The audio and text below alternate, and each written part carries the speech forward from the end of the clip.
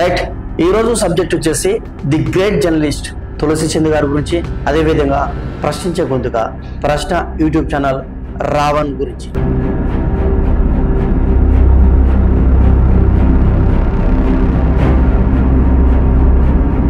తులసి Chand and Raavan గురించి మనం తర్వాత మాట్లాడుకుందాం. బట్ నాకు ఒక సందేహం ఉంది, అది $1 మిలియన్ క్వశ్చన్ కింద మిగిలిపోయింది. ఆ సందేహం ఏంటంటే మీరు ఆన్సర్ కామెంట్ రూపంలో తెలియజేయాలి. నాస్తికుడు, నాస్తికత్వం అంటే దేవుడిని నమ్మని వారా లేదా కేవలం హిందూ దేవుళ్ళని నమ్మని వారా? దీనికి ఒకసారి మీరు కామెంట్ చేయండి. ఎందుకంటే నాకు చిన్నప్పటి నుంచి తెలుసు నాస్తికుడు అంటే ఏ దేవుడిని కూడా నమ్మని వాడు అని. బట్ వన్స్ ఈ తులసి చంద్ అక్క వీడియో చూశాక లేదా ఈ ప్రశ్న రావణ్ అలియాస్ జోసెఫ్ వీడియో చూశాక నాస్తికుడు అంటే కేవలం హిందూ మతాన్ని మాత్రమే నమ్మని వాడు, సనాతన ధర్మాన్ని మాత్రమే పాటించని వాడేమో అనే విధంగా నాకు అర్థమవుతుంది. దీని గురించి మీరేమనుకుంటారో కామెంట్ రూపంలో తెలియజేయండి. బంగారు నగలు తాకట్టు పెట్టబోతున్నారా? వద్దు. తక్కువ డబ్బులు ఎక్కువ వడ్డీ ఎందుకు? సింపుల్ గా శ్రీ స్టార్ గోల్డ్ కంపెనీకి రండి.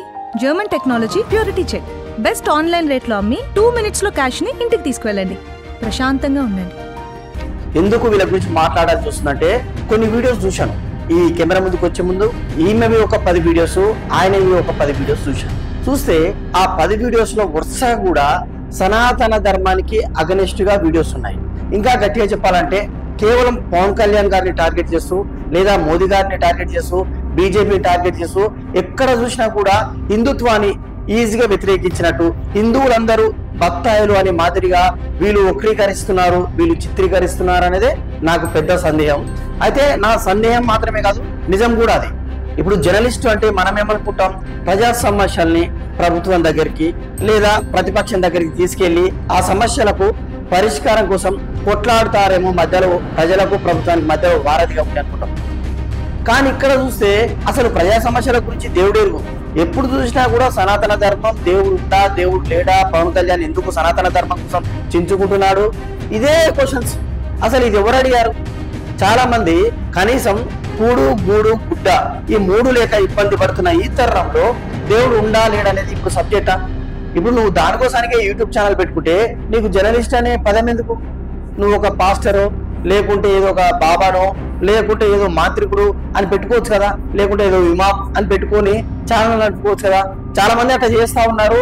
వాళ్ళ మతాన్ని విపరీతంగా ప్రేమించుకుంటున్నారు, ఆరాధిస్తున్నారు, వేరే మతాన్ని కూడా తిడుతున్నారు. యాక్చువల్ గా అంబేద్కర్ రాజ్యాంగం ప్రకారం వేరే మతాన్ని మనం ఇన్సల్ట్ కూడా చేయొద్దు. అట్లీస్ట్ వాళ్ళు ఇన్సల్ట్ చేసినా కూడా ఓకే. ఎందుకు ఓకే? వాళ్ళు ఒక మతానికి వాళ్ళు ఒత్తాసు పలుకుతున్నారు. యాజ్ ఎ జర్నలిస్ట్ గా మీరు బ్రతుకుతూ ఒక మతానికి బయాస్ గా పనిచేయడం, ఒక మతాన్ని విమర్శించడం నాకు ఎందుకు మంచి అనిపించట్లేదు. అందుకే ఈ వీడియో తోటి మేము ముందుకు వచ్చాను. ఇంకా వీళ్ళు చెప్తారు మూఢనమ్మకాలని పారదోడుతాం, మేము జనాలని చైతన్యం చేస్తాం అని చెప్తారు. ఓకే, మేము కూడా ఈ విషయంలో అప్రిషియేట్ చేస్తాం. నిజంగా మనం 2025వ సంవత్సరాల్లో ఉన్నాం. ఇంకా డాక్టర్లను కాదని ఈ మూఢనమ్మకాలతోటి జనాలను పిచ్చోళ్ళని చేసే ఏ విధమైన మతాలకు అతీతంగా వాళ్ళను తరిమి కొట్టాల్సిందే, జనాలను చైతన్యం చేయాల్సిందే. బట్ విషయం ఏంటంటే మన తులసి చంద్ అక్క, మన రావణ్ అలియాస్ జోసెఫ్ అన్న ఏం చేస్తారంటే మూఢనమ్మకాలు కేవలం హిందువుల్లో మాత్రమే ఉన్నాయి, సనాతన ధర్మంలో ఉన్నాయి, క్రిస్టియన్లో ముస్లింలో అసలు మూఢనమ్మకాలు లేవన్నట్టు చిత్రీకరిస్తారు. నా బాధ, నా ఆవేదన ఏంటంటే నేను ఒక హిందూ ధర్మం నుంచి వచ్చిన వ్యక్తిని, నేను ఒక హిందువుని. బట్ నేను ఆ విషయం గురించి మాట్లాడలేదు, గతంలో కూడా ఎప్పుడు వీడియో చేయలేదు. మా జర్నలిస్టులు మా కమ్యూనిటీ అయ్యి ఒకే మతానికి ఈ విధంగా ఎందుకు భజన చేస్తున్నారో అర్థం కాకుండా, ఒకే మతాన్ని ఎందుకు ఈ విధంగా విమర్శిస్తున్నారో అర్థం కాకుండా వీడియో చేస్తా ఉన్నా. వీళ్ళ మాదిరి హిందూ మతాన్ని ఇన్సల్ట్ చేసినట్టు నాకు క్రిస్టియన్ ముస్లిం మతాన్ని ఇన్సల్ట్ చేయడం నాకు ఇష్టం లేదు. బట్ నాకు క్వశ్చన్ ఏంటంటే ఈ తులసి చంద్ అక్కకు అదేవిధంగా ఈ ప్రశ్న రావడానికి క్రిస్టియన్లో మూఢనమ్మకాలు లేవా? 100 కొద్ది వీడియోస్, 100 కొద్ది రీల్స్, 100 కొద్ది షార్ట్స్ మనం డైలీ చూస్తా ఉన్నాం. దానిపైన విపరీతంగా ట్రోల్స్ అవుతా ఉన్నాయి. టచ్ అంటే ఏటీఎంలో డబ్బులు వస్తాయి, టచ్ అంటే గ్యాస్ కుండా నిండుతుంది, టచ్ అంటే ప్రెగ్నెన్సీ వస్తుంది, టచ్ అంటే డేటా బ్యాలెన్స్ వస్తున్నాయి. ఈ విధంగా ఇంత ఘోరంగా కెమెరా సాక్షిగా మైకులు తీసుకుని వాళ్ళు ఈ విధంగా ప్రచారం చేస్తుంటే ఈ జోసెఫ్, ఈ రావణ్ ఉన్నాడు కదా, మరి ఈయన కనబడట్లేదా అనేది నా ప్రశ్న. యాక్చువల్గా నా సబ్జెక్ట్ కాదు ఇది. మీరు హిందూ మతం గురించి అడుగుతున్నారు కాబట్టి హిందూ మతంలో ఆ మూఢనమ్మకాలను మీరు అవేర్నెస్ చేద్దామనుకుంటున్నారు కదా, నా బాధ కూడా ఇది. నా క్రిస్టియన్ సోదరులు, నా ముస్లిం సోదరులు కూడా ఆ బాబాలకు, ఆ పాస్టర్లు వాళ్ళు చేసే మాయలకు మోసపోవద్దని నా ఆవేదన. ఇంకోటి ఏంటంటే జర్నలిస్ట్ తులసి చెట్టు గారు ఏదైనా చాలా విశ్లేషణతోటి మంచిగా మాట్లాడతారు.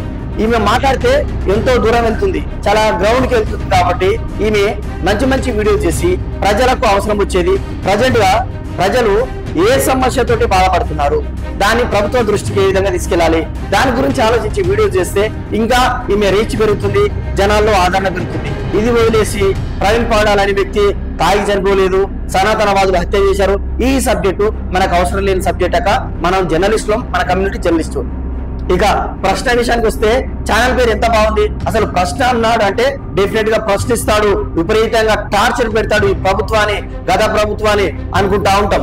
రాజకీయ నాయకులందరికీ చెమటలు పట్టిస్తాడేమనుకుంటే ఒక బ్యాక్గ్రౌండ్ మ్యూజిక్ తోటి పాత సినిమాల్లో దాసరి నారాయణరావు లెక్క ఒక ఎర్రకండువా వేసుకొని కేవలం పవన్ కళ్యాణ్ గారిని తిట్టడానికి పెట్టిన ప్రశ్న ఇది. నేను చెప్పింది అబద్ధం అయితే ఒక్కసారి ఆయన వీడియోస్ వరుసగా చూడండి. దేశంలో ఏ సమస్యలు లేనట్టు ఎప్పుడు చూసినా కూడా పవన్ కళ్యాణ్ గారి గురించి, రాహుల్ గాంధీ, జగన్మోహన్ రెడ్డి ఇంత పెద్ద తప్పు చేసినా కూడా ఈ తులసి చంద్రకకు ఇదే విధంగా ఈ రావణ్ జోసెఫ్ కు కనబడదు. కేవలం మోదీ గారు, పవన్ కళ్యాణ్ గారు చిన్న తప్పు చేసినా కూడా దాని భూతత్వంలో చూసే ప్రయత్నం చేస్తారు, ప్రజలను వక్ర మార్గంలో నడిపించే ప్రయత్నం చేస్తున్నారు. బట్ ప్రజలు చాలా వివేకవంతులక, మనకు అవకాశం ఉంది కాబట్టి యాజ్ ఎ జర్నలిస్ట్ గా మనం కొనసాగుతున్నాం, కెమెరా ముందుకు వస్తున్నాం. కానీ ప్రతి పౌరుడు కూడా మనకన్నా కూడా తెలియగల వాడు, తను ఏం తీసుకోవాలో అదే తీసుకుంటాడు. ఈ మధ్య కాలంలో తులసి చంద్ గారు మన commissioner of police Sajjanar sir దగ్గరికి వెళ్ళి నా పైన ట్రోల్స్ వస్తున్నాయి, నాకు నెగిటివ్ కామెంట్స్ వస్తున్నాయి, దయచేసి వీటిని అరికట్టండి సార్ అని సజ్జనార్ సార్ రిక్వెస్ట్ చేసింది. సార్, సజ్జనార్ సార్ కు నా రిక్వెస్ట్ ఏంటంటే ఒక్కసారి మీ వీడియోలు మీరు కూడా చెక్ చేయండి సార్. ఎందుకు ఈ విధంగా ట్రోల్స్ వస్తున్నాయి? వందల మంది యూట్యూబ్ ఛానల్స్ ఉన్నాయి, చాలా మంది ఇష్టం వచ్చిన బ్లాగ్స్ చేసుకుంటున్నారు, బైక్ రైడింగ్ చేసుకుంటున్నారు, హోమ్ టూర్ చేసుకుంటున్నారు. అదే విధంగా జర్నలిస్ట్ అనే పేరుతోటి ప్రజా సమస్యల గురించి మాట్లాడుతున్నారు. మరి ఈ ఒక్కదానికి ఎందుకు ఇంత నెగిటివ్ కామెంట్స్ వస్తున్నాయి? ఈ విషయం గురించి కూడా సజ్జనార్ సార్ మీరు ఆలోచించాలి. ఆమె వీడియో చూడండి, మీరే ఆమె దగ్గర కూర్చోబెట్టుకుని, అమ్మ నీ పంతా బాగాలేదు, ఒక మతానికి నువ్వు వ్యతిరేకంగా పోతున్నావు, మీరు కావాలని పని కట్టుకొని మరి వ్యతిరేకిస్తున్నారు, ఇది కరెక్ట్ కాదమ్మా, నువ్వు బయాస్డ్ గా ఉండకుండా, నువ్వు పార్షాలిటీ చూపించకుండా, నువ్వు ట్రాన్స్పరెంట్ గా ఉంటే నీ కూడా ఈ విధంగా నెగిటివ్ కామెంట్స్ రావు.